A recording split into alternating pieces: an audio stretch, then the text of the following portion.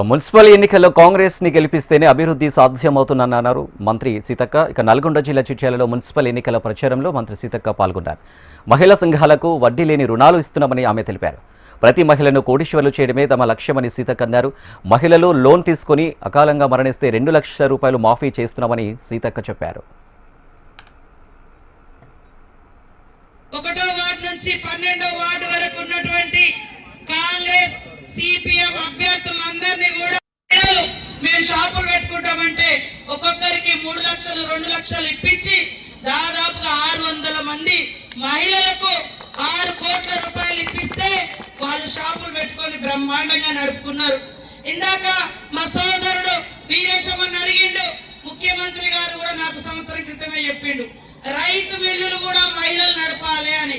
మరి అంత పెద్ద వ్యవస్థ నడపగలుగుతారా లేదా నేనే ఆలోచించిన ఈ రోజు మీరు ముందుకు వస్తా ఉన్నారు. ఖచ్చితంగా అది మీకు ఎదురు పెట్టుబడి పెట్టించి ఇప్పించి ఈ యొక్క నగరకల్ నియోజకవర్గంలో చిట్యాల ప్రాంతం గ్రామంలో మరి ఆదర్శవంతంగా ఉండే విధంగా రైస్ మిల్ కూడా ఇప్పించి నడిపించే బాధ్యత మాది అని తెలియజేస్తా